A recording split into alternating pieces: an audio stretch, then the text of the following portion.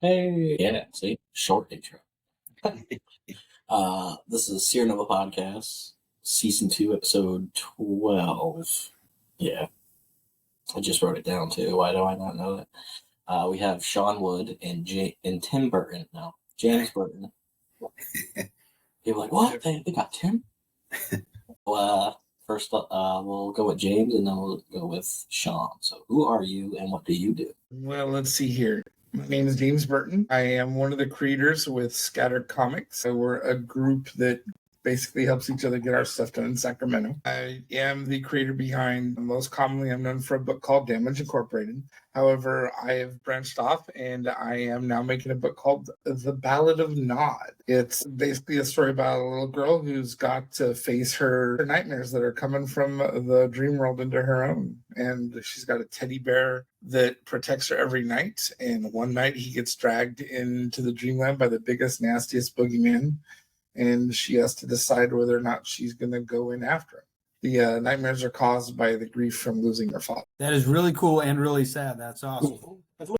Who is what? So who is Nod? Nod is basically the land of the dreamlands. It's another word for the land of sleep, like where you go when you sleep. Gotcha, like nodding off.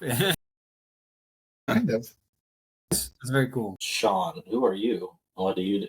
Yep. So I am the writer most known for The Fog Within 1 through 3 so far on Kickstarter. And I am doing my first one-shot now. We are live with Recon and The Little One. The same sort of premise with James' stuff, actually. My daughter is the one behind this book. I had a fear of her growing up in this crazy world that we're living in these days, especially now. I turned it into me wanting to be a protector as a father, and it's robots versus zombies protecting this last girl, which is my daughter and her stuffed bunny. So not a bear, but a bunny. Yeah, so robots versus zombies. The whole point is humans are dying off. They can't fight the zombies hordes anymore on their own. They build robots to take their place. Actually, beginning of the book, all the humans are pretty much gone and there's just zombies left. And the robots have no purpose anymore because they were built to protect humans. And he's wasting away this recon bot in this abandoned building. And he hears a girl scream and he jumps into action and is excited to have someone to protect again. And the story goes from there. That's cool. Is the focus on Recon, like the actual focus on the robot? That's cool.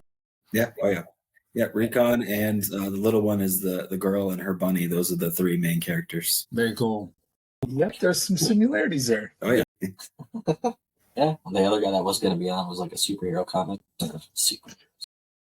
Dude, I never understood growing up why it wasn't just called heroes. Like, I get that superheroes wear capes and do the rest of that, but it really comes down to people doing the right thing. In the books, I want to read about people doing the right thing. I don't want to read about, like superheroes who are also into weird garbage. I'm not a big fan of stuff like the Snyderverse. I want my heroes to be something I need to aspire to. I want them to make the right decisions. Yeah.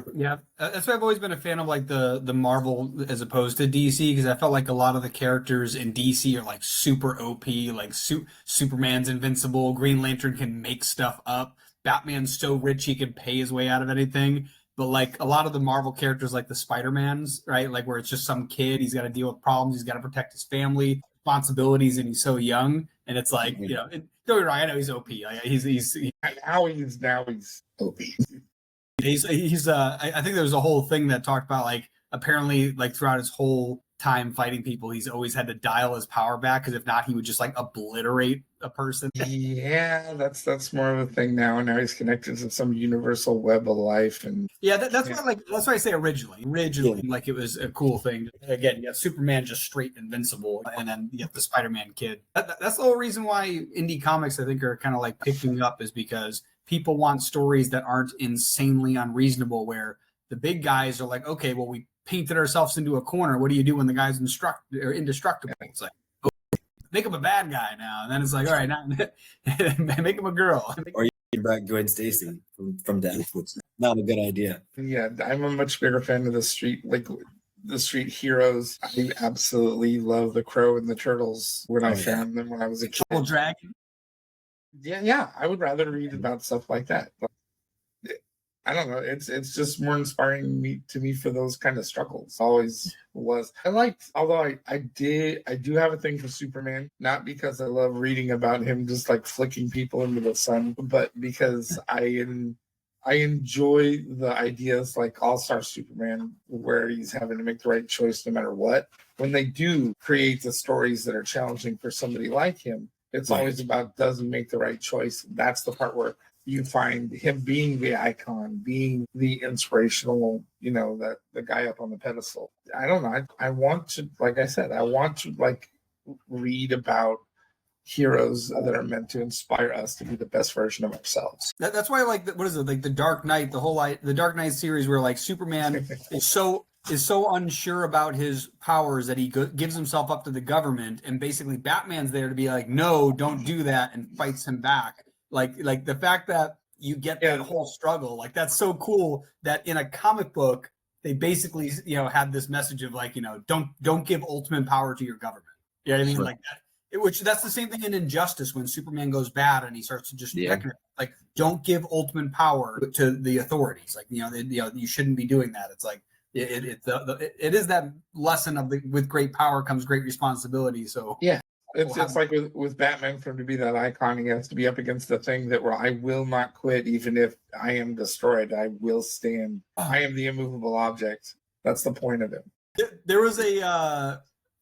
Because I love watching like these YouTube shorts every once in a while, and one popped up that showed a comic that I had never heard of actually, where there's a series where Batman at some point gets pulled into this universe destroyer who he comes around destroying universes, and he picks one person from the universe to basically justify why he shouldn't kill them.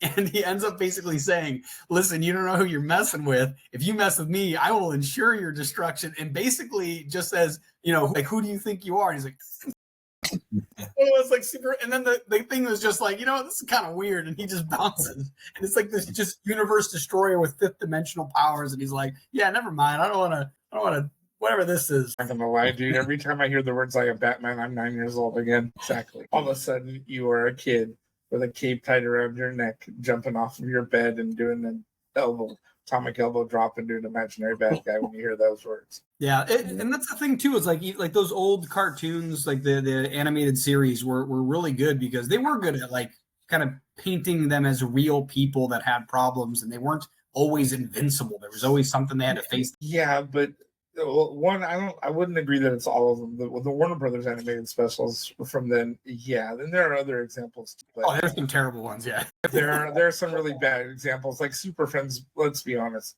I loved it. It made no damn sense.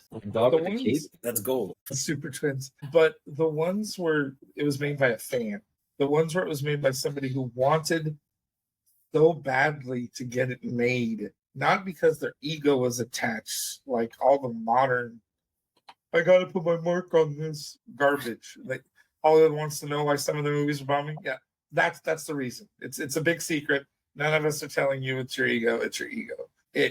I want those things are supposed to be fan service. That's why they were created. I'm supposed to see the Batmobile and go, oh my God, this thing's delicious.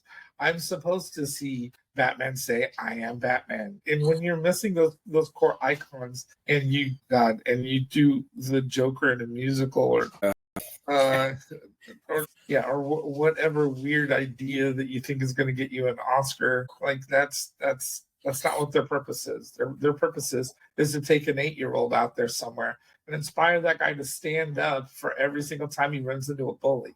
That's what those are for. It just made me think of the Batman when he's like, man, a rodent that flies, no idea. World's greatest detective, have no idea. It's like, bro, is it helicopter? No, but yeah, no, I 100%. Yeah, it's funny because I feel like at one point they created this work. It became famous because the fans liked it. They then created content like animations and films off of that. So it inherently was what fans liked. Then what happened was some of them were like, okay, we're going to make it exactly what the fans want. And sometimes they go a little over the top. And then other times like, I'm going to make this totally new. And we're like, what the hell is this? You should have just made something new.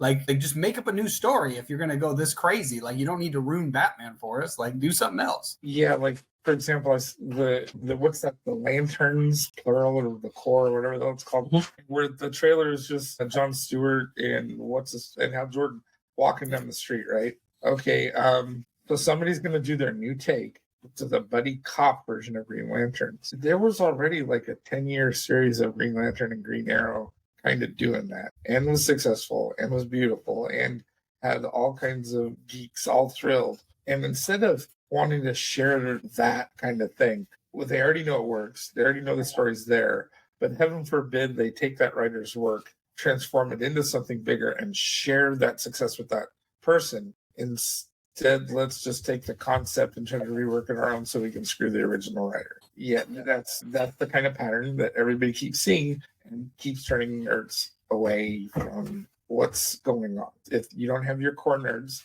you're not going to really make a really good nerd product. Yeah, that makes me want to shit talk Star Wars again, but I'm not going to do it. I'm not going to do it. I've done that. Well, there's good and bad parts about that, right? It's inconsistent. That's the problem. Is that in each one of those, there's an attempt to expand a universe or make something better, but it's inconsistent. They'll take one good idea or one good thing that'll get everybody excited about it, but they won't follow through with it. That's what I'm talking about. Ego over substance. Yeah. That's why I like it. Yeah. Well, you like what? Then, like Ryan. The big thing too with that Deadpool one was like, did you hear about what the hell's Superman's name? What the hell's the actor? Henry Cavill. Thank you. Oh my god. Yeah. The Cavalry or whatever, right? So they were like, even that, like, apparently he was supposed to have like a bigger scene in the movie, and then Ryan Reynolds and I think Hugh Jackman were like fighting to get that scene put in there. But you know how like he appears for a second and then he punches him out of the portal? Apparently they recorded an entire fight scene. They just didn't give it to us. And it was in his contract that that's the only reason he would do it, is if he got a full fight scene, and then they removed it. And it's like, no, like I don't care what, stupid reasons you have for removing it. He was promised that. The fans didn't get the thing that he probably eventually was like, yeah, I'm going to be here doing this. And all of a sudden there's nothing there. And it's like, damn, like that, I'd be pissed. Yes. Yeah. I like that version of Wolverine too. That's the angry 90s. Yeah. Sideburns. Yeah. Big sideburns. I ride a Harley up the side of a skyscraper. It's a bit over the top, but I dig it. Like, as soon as I saw him, I was like, I have that issue. He rides up the side of a building and jumps off of it. I was like, I absolutely have that one. Made me laugh my ass off. It's awesome. You two don't do superheroes right now. Well, So, Damage is kind of like superheroes. yeah, Not I mean, like right now. Yeah. But honestly, it's about good storytelling. It's not really about the fact that it's not superheroes. It's like any good story has to be like this. Like slasher films with Jason, like there's some that are great, and then you're like, what the hell did I just watch? Oh, I watch all of them. Oh, I know. It's the Fast and the Furious. There's people that are fans of the Fast and the Furious, and you're like, wow, like what are they gonna do? Like freaking launch a car into space? Yep. I was joking about that. I'm like, watch, we're going to. I need a hero. I need a protagonist, a proper protagonist. I don't want some guy that has syphilis and his wife died because of it. I want a friggin' hero. And if I have it, I can understand and enjoy the film. If I don't have it and I've got something like that, I don't know. And heroes can be a lot of different things. And they can be a teddy bear or a robot. They can be a lot of different things. It just matters about the choices they make. That's the definition of a hero, is their choices, their costume. See, that's like a lot of the old movies where I watched them recently and been like, what? Like I saw that Shrek 5 trailer or whatever, and he like looked strange. I then went and looked at like a Shrek 1 video. I'm like, they could just make it exactly the same and it wouldn't bother me. Like, I don't need it to look different. Just tell a good story if it's going to be a good story. You got to change the animation. I don't want to know what the story is going to be about. It's the same with like Toy Story. Toy Story, they made in like, what was it, 99? When did Toy Story 1 came out? 95? Something like that. 96 maybe? Like it was so long ago. I went and saw, like, not that I didn't watch the whole thing again, but I watched some video clips from it. It's still just as good. If you want to make films like that, like you can. And I feel like they're always trying to up their game with like other stuff that's not storytelling. And it's like the storytelling is the only thing that matters. And like the reason why songs from like the 80s are like immortal is because of their storytelling. Where a song from, the 2010 and after, you're just like, yeah, I'm like one person is a super fan, but nobody else knows the song. And it's like crazy, right? You go into a bar, you put on a song by Queen and everybody knows the words to it. You put on a song from a recent artist and like two people know the words and they're both friends and they're the ones that put the song on. You know what I mean? Yeah, it's the same across the board where I feel like I mentioned this on a podcast a long time ago, but about the idea how I feel like Netflix doing the full releases at once, like destroyed like people joining up on, oh, I can't wait for next week. Or did you see what happened just this last week? Not like 8 seasons in a row that I watched ahead of you. So now we can't talk about it because I already know everything and you don't know anything because you worked that week. Yeah. So it's like stuff like that where I feel like there hasn't been really good momentum built around a story, like Stranger Things, for example. That like I ended up watching that; it was very good. But because like it comes out in bulks like that, some people watch the whole thing, and some people watch it slowly. And because of that, there's not like the water cooler talk where every week we're hopping on Facebook or Instagram, or we're at work and we're talking, at lunch and we're talking about that thing. So I feel like the interesting thing about independent work is that whether it's comics, films, music, it is going to inherently go slow because it's done independently and there's not massive funding. And because of that, I feel like some of the fans that are being built around it are going to be more lifelong fans rather than these, bulk releases that they're doing. That, even Disney was doing that for a while. But I did notice, I think it was Netflix that started doing it where they would have a show, they let you know it's done, but then they drip it out one episode at a time. And I don't mind either pattern, but you could use that same discussion with trade paperbacks versus issues, right? I'm not sure about Sean, but my book is going to be the first of 6 issues because it's going to be like a mini series. And I'm putting them out one at a time. There's multiple reasons for that. One, I want people to follow along with the story as I do it. I want to gauge the interest right in the beginning. I want to be able to also finish it. If I waited and it did all of the story all at once, in my case, because I'm an artist and I'm doing all the artwork myself, I'd be able to do that. It would take me longer, of course, but I'd still be able to do it. Another writer, though, if that writer was relying on an artist and had to pay the artist for 6 books, that's a very different animal for that creative team. And trying to get the entire one. Like I've had writers approach me, hey, James, what's your page rate? I really love your style. I want to do this book about what was the last one? A brother and sister trapped in an attic and facing old ones. And it's going to be like 12 books. I'm like, whoa.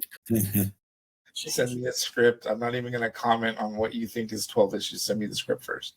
And then you get it. And okay, there's some value in here. But the persons, they don't even have what it would take to secure me for 12 issues. So like they're not even understanding doing 12 issues at the speed I can do them, because this is not the only thing I do in life. You're going to have to literally make it so that all my creative efforts for like 2 years of this book. And that's quite a bit, unless they want to get it, the artwork that they're not going to love because I rushed. It's going to take effort, and all those things are going to make it a lot tougher to get all the way out. So I see what you're saying, but I think when it comes to comic books, there needs to be space for both formats, because at the same time, when I was 14, I picked up James O'Barr's The Crow, and it changed my point of view on art and on life and all the rest of it. And it was a trade paperback.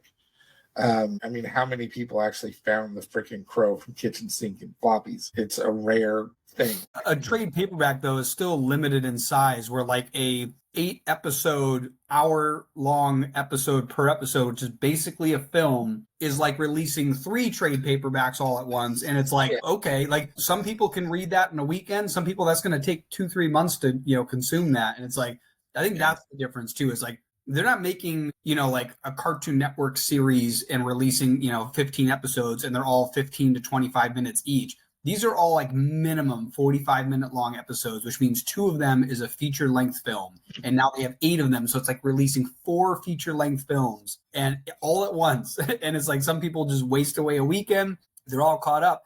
And then I think the other thing is, like, we need to like go to sleep to remember stuff. And if you put in like a huge amount of information in your brain and then go to sleep, you're only going to store so much of it. So it's not as memorable because it's literally not memorable. Like you can't remember all of it.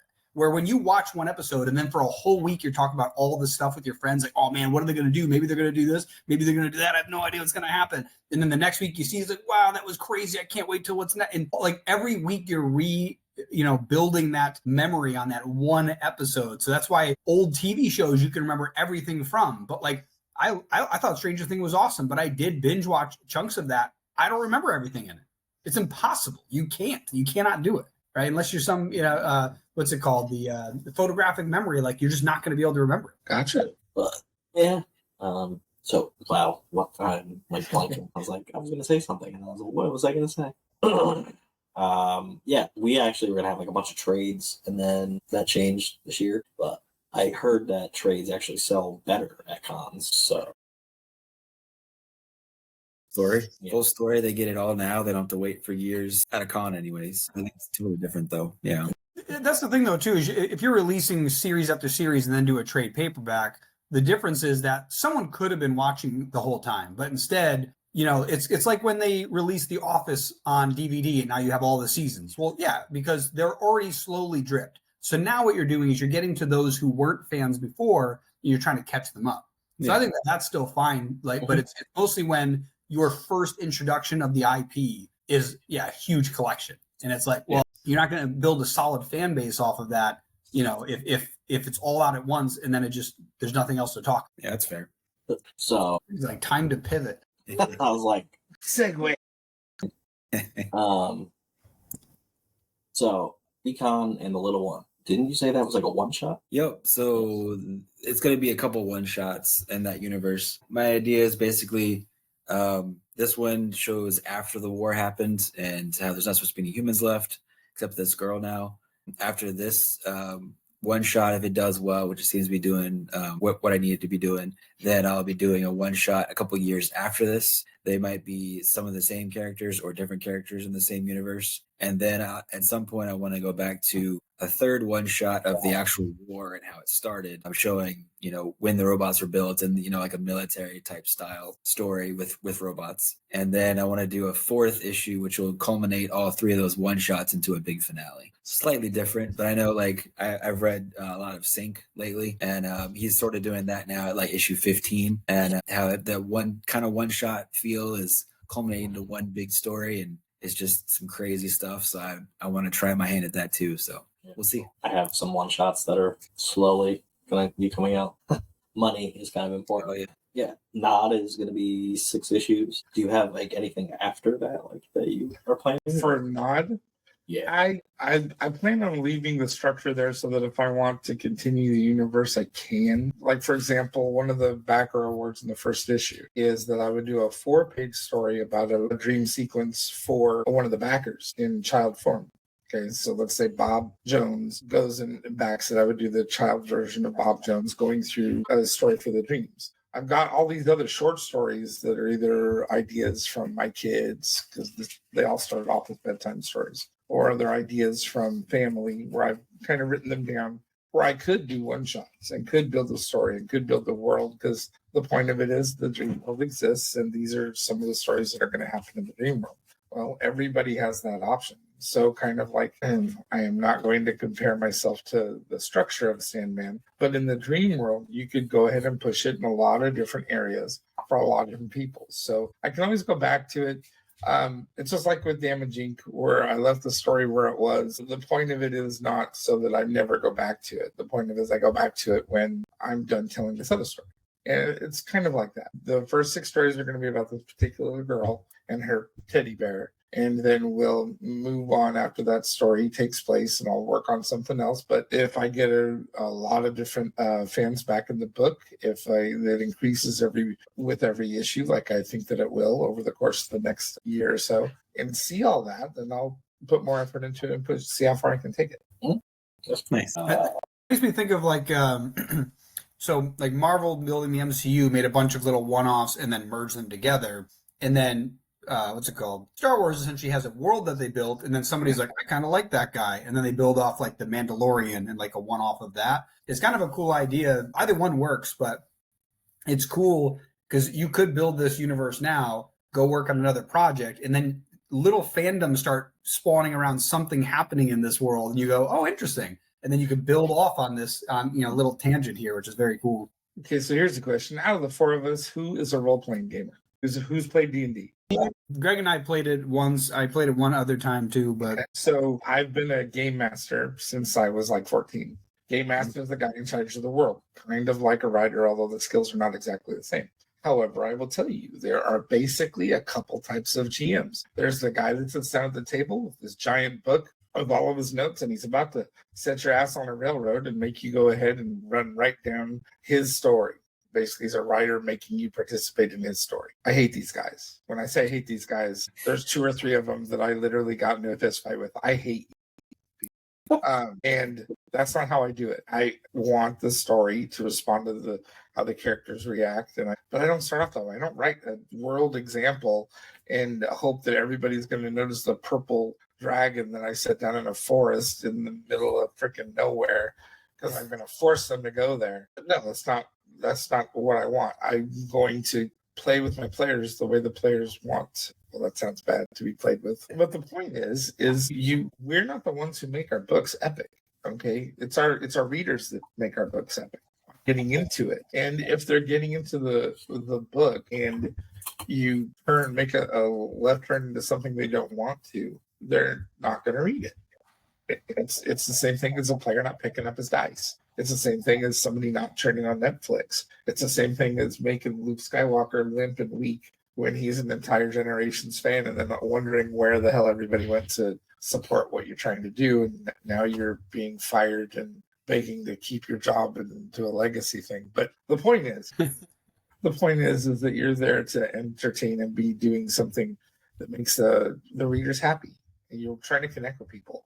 And there are people who have a ego, want everybody to connect with them, and they're the other people who are seeking the people who are going to connect with what they're doing. It's a different point. I think a really good example of that would be like Akira Toriyama when he was writing Dragon Ball and Dragon Ball Z. Like his original whole plot arc was that, Goku gets, sent to Earth. He becomes the hero, has a son with an Earthling, and that son ends up taking his place. Vegeta's supposed to die. He's supposed to die. And literally it's like, fans loved Goku so much that they never let him fade as the main hero. And Vegeta, who was supposed to be a one-off character, fans loved him so much. They're like, nah, give him the redemption arc. And now he's a fan favorite where people are like, you could be one of these 2 people where like you started off rough and hard and you ended up, becoming this hero actually. And it's cool that he was so attuned with his audience. And the thing is that's not everybody. Like I really wanted to see Gohan rise. That'd have been really cool. And it's like,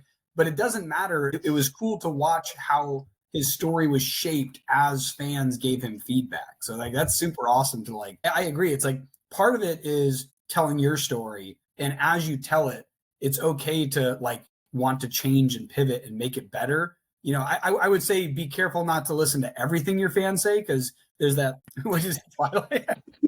We speak of no such names. That's like, what was it? Henry Ford had that quote where it's like, if you ask people what they wanted, they would have said a faster horse, right? Like sometimes the idea that people have in mind isn't the best idea, but they can definitely tell you when they don't like something. So that's definitely a good thing to listen to, and then just be cautious about what they say they like. Because sometimes like it's like, I want to see Goku be completely invincible, and it's like, well, if he is, then it's not interested. We want him to lose, and then we want him to come back. But some people might not articulate that if they're not storytellers; they're just fans. So I think that's it's a good balancing act to play.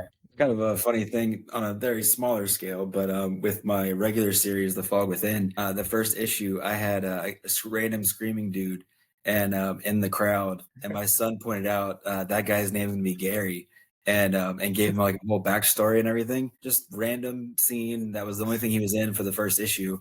And I've told that story on different podcasts. And now there's like hashtag Gary out there and like a whole podcast for 45 minutes just about and like doing Deadpool variants like Marvel used to do, like photobombing and stuff. And each issue, he's gotten a little bit better. The first one, he was screaming. The second one, he was being captured by my swarm soldiers. And then the third one, he's a rebel putting on a suit. And now the fourth one, my son gave him a Gatling gun, and he is on the cover. Dude, now I have to tell you about my little sister. So my co-writer is Kira Burton. She's a poet. She's got her own books. I love her to death. And I made the mistake of letting her be in Damage as a side character in the first issue. That flipping character keeps ending up ruining each one of my damn stories and showing back up. She literally saved her brothers in the first book because she pestered me so much. So I said, okay. My last issue was about her. And the arc that Damage is in that is being rewritten by Jeff Aragon. Yeah, it's about her.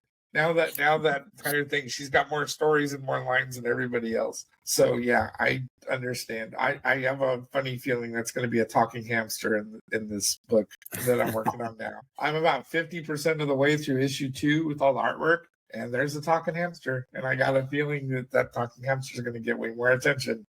And then I'm going to end up making him a bigger part of it. You watch. Yep. Yeah, and Gary's actually going to be a zombie in the background of one of the pages in this. So yeah, he's going to live on. People like him. Need to talk about it. So we have nobody really knows that. So we have it was our flagship title, the Seer Chronicles. We canceled that in February, so it just wasn't doing well, and so we're rebranding and retooling it, and now it's going to be called Fireproof. So it's more centered around the actual character that it's supposed to be centered around. And there's a character in that story. Me and Dylan are both friends with this one guy, different ways. So this guy was in my school. Like completely random, yeah. Yeah, it's very weird because how I met Dylan was not just that. It wasn't from school. So this Rob guy was in my school, and he was like in tech classes. And for me, he was a neighbor of my dad who just happened to not live where I went to school. And where he lived is not where Greg went to school. So it was very weird that later they were. Yeah. So then I met Dylan after I put a Craigslist ad on Craigslist. And I was like, but I was looking for a graphic designer because I didn't know what I was like actually looking for. And then he's like, oh, yeah, graphic designer. And no judging. And then he emailed me, and then I'm like, I don't know what I need. He's like, I can make a logo. And then I was like, I think you're looking for an illustrator and, not a graphic designer, but I can make you a logo. And then that sprouted into it's going to be like 7-8 years of this company. Yeah, we both figured out, we both know this Rob guy. And I'm like, oh, and he likes comics. It was weird too. I don't even remember how we ended up finding out. It was super random. But then, yeah, we ended up having this character that didn't have a background, kind of like, your guy that's just waving and it's like, or shouting. And it's like, what if we made him this guy?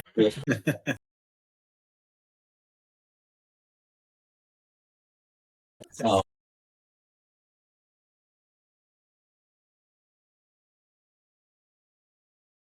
Airproof, not car-proof. Yeah. And then he drops him off at the hospital and just books it. At some point in that series, we don't know when, he's going to build this some villain up to be or some kind of important character, and he's just going to be taken out. And he's not car-proof. And this time he's like, oh no, my rental. Should be like a buff. That would actually be really funny if the first car he's driving is like a sports car, and so later he's driving a rental. It would be hilarious if eventually he's driving a bus because he lost his job and now he's like a bus driver. It's RVs, come on. And there's lots of people living the bus life.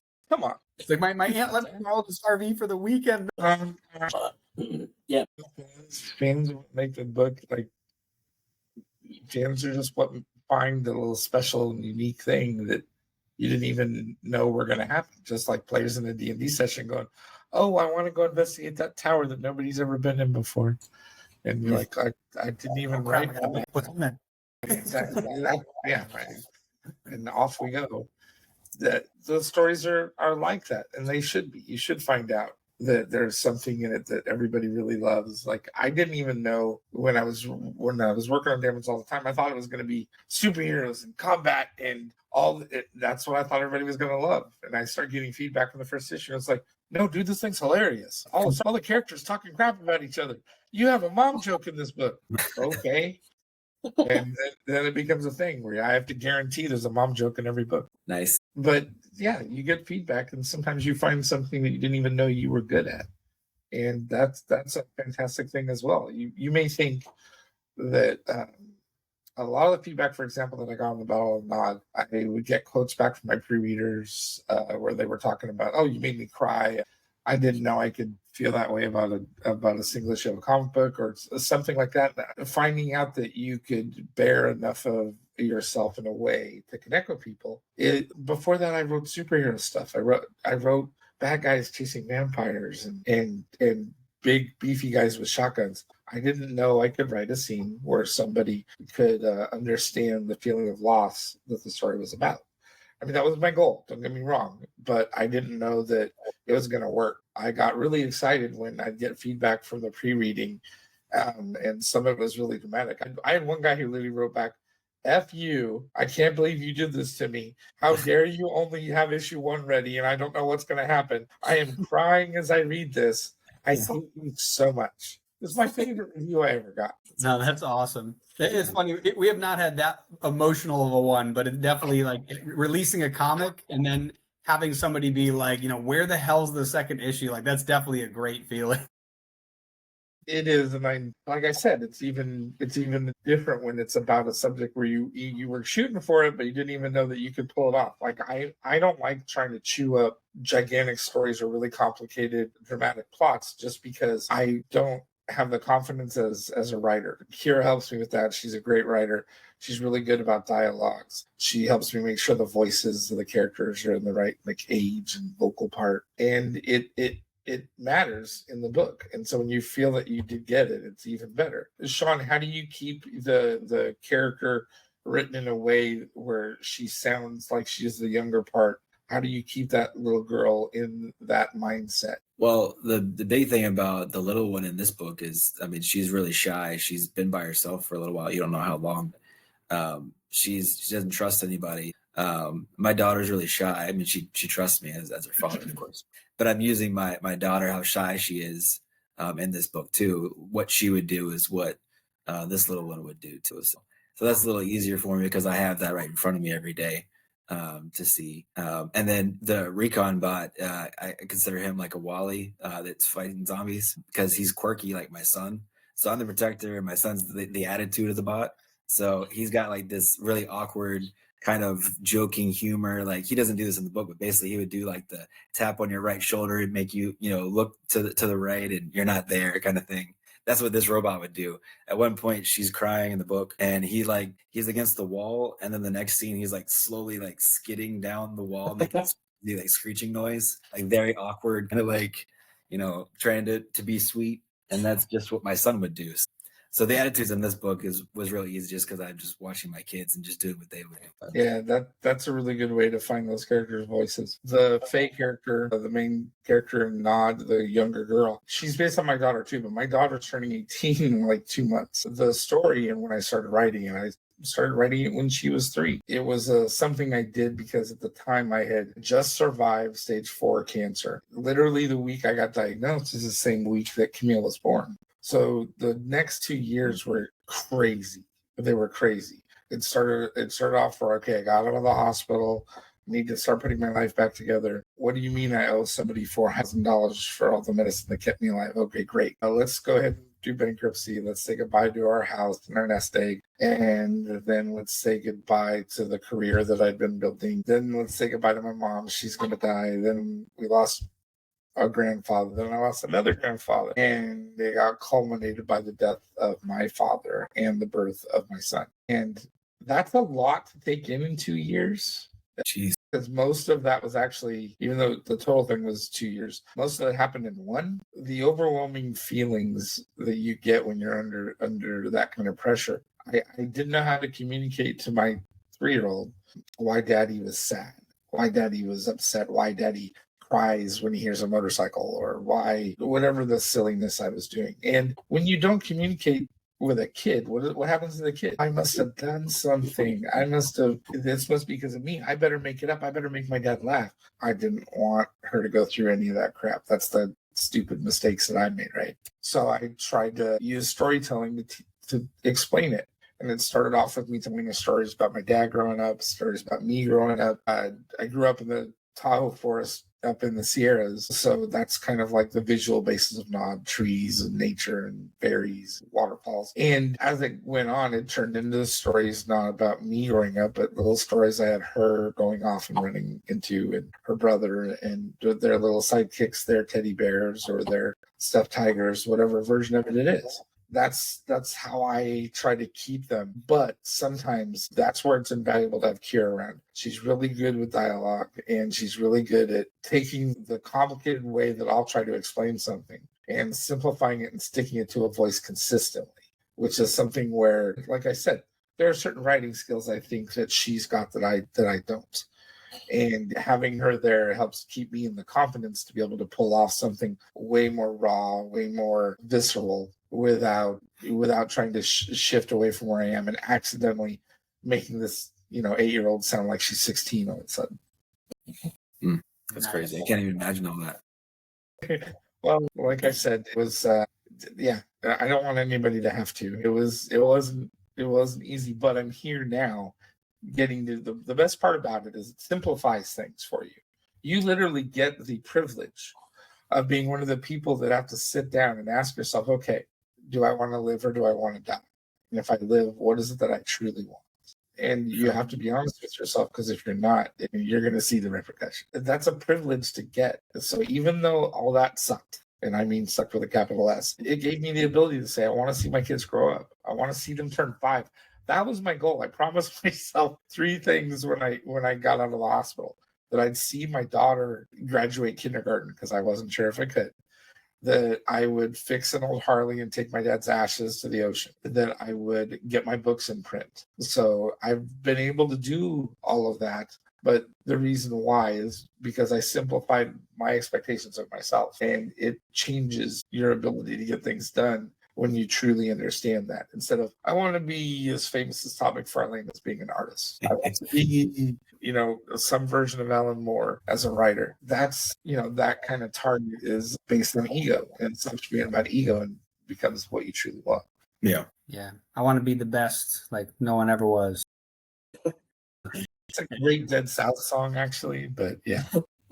No, that's awesome though. Like that really is like some of the best storytelling you'll ever tell is that stuff that comes from life experience. So it's like, it's one of those things where, it's kind of like comedians. A lot of comedians are sad, and they know what sadness is. So they want to make people happy. So that's why a lot of the great art comes from, great tragedy or great, experience. And, it's very cool that you were able to turn it into the medium of comics. Like that's awesome and fascinating, because I feel like a lot of people, maybe they'll write notes to themselves, maybe they'll, summarize their thoughts and ideas. You can get stuff like poetry, you can get books, but like the visuals along with the storytelling is a very powerful medium to get into, which is like what can lead to animations and films and future inspirations of where this idea can go. So it's very cool. True, but that's only if the people who see it can identify with it. That connection is where that energy comes from. Just like what you guys were saying before, who is willing to watch a show every day, who is willing to read the books as they come out. You're only going to be willing to do that if you identify with it,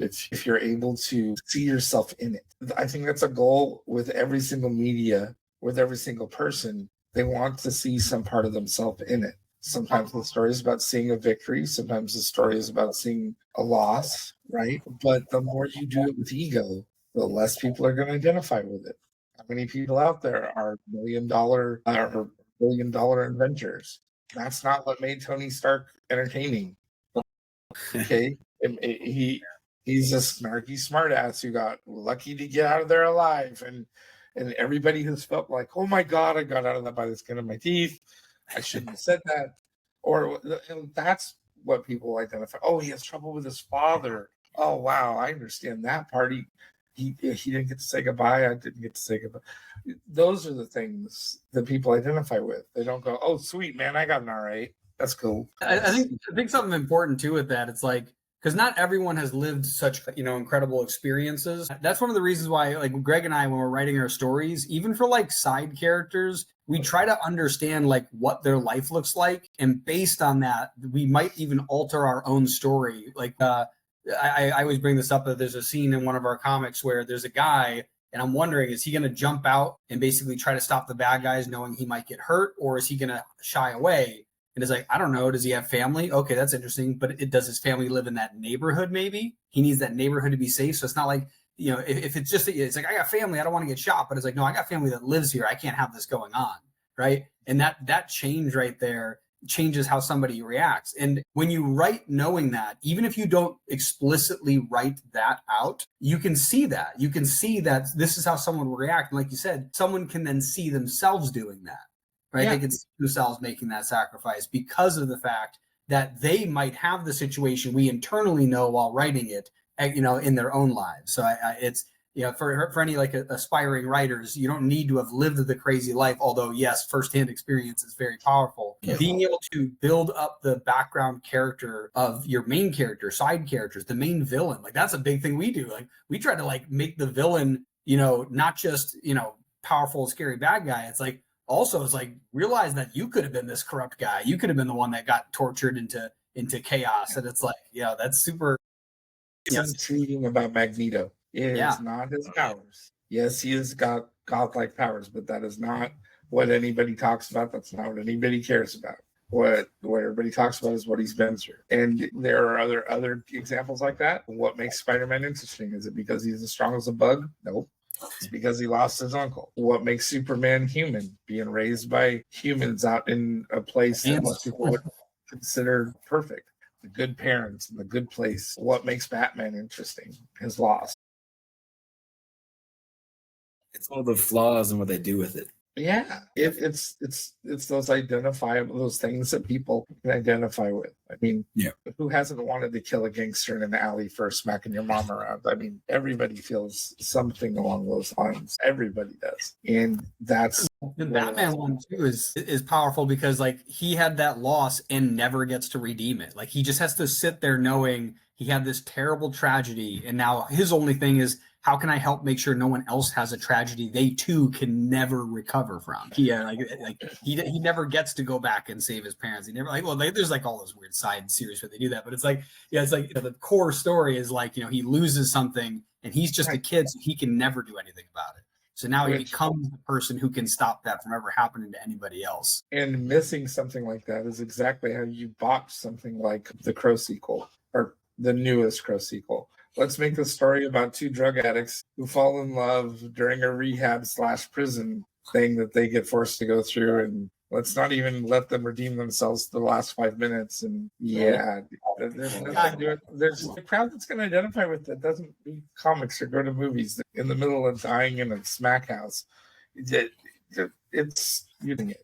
I hate that. There's a couple of movies that I watched with my wife recently, and like you get to like the end and they just blow it, and you're like, damn, like that was such a good story, and you didn't finalize this, or you just like rushed through this, or you're made by a fan. It wasn't made by somebody who understood the character. It wasn't. It wasn't. You can't if somebody doesn't understand what's at the core, what makes people identify with that premise, then they shouldn't be the person making whatever it is. Doesn't matter if it's a book, doesn't matter if it's a comic, it doesn't matter if it's a movie. If you can't help people identify with it by identifying with it yourself, you shouldn't be touching it. That's just all there is to it. Sean's got people in his life that are an inspiration for that robot and that little one, and he identifies with it. The observations he's seeing with it help build that core. And with me, Teddy Bear, and my daughter, who went through all those things with me, I went through it, so I can identify with it. And you go back to Spider-Man and Stan Lee, the artist himself, when the book changed, all those things were based on stuff that they had been. The dude made it. Spider-Man looked like him growing up. They had to face bullies. They had to do all those other things. That's the point of it. Somewhere out there was a real MJ. Yep. Nice. That was a pretty solid closing over here. we're right next to the hour. So yeah, I'll definitely want to leave it there. But to wrap things up, first off, thank you guys for coming. This was definitely awesome because we discussed some of the stuff that we had in mind, but it kind of went down some rabbit holes and was like really good. I like this episode a lot. So before we go, where can people find you? Let's start with where we at. James. Alrighty, my website is www.angrybrainartworks. I am with Scattered Comics, which has its own website, which is www.scatteredcomics. And right now we're on Kickstarter. I've given the link over to Greg, who's going to go ahead and share that. And Ballad of Nod could also be found on the Facebook by doing a search for the words, The Ballad of Nod. Awesome. And Sean? Yep. So Recon, a little one, of course, on Kickstarter for the next 15 days, ends March 21st. And you can find me everywhere on all the socials under Sean Wood _writer. Awesome. Yep. Well, thanks for coming. And yeah. Thanks for having us, guys. Yeah, thanks for having us.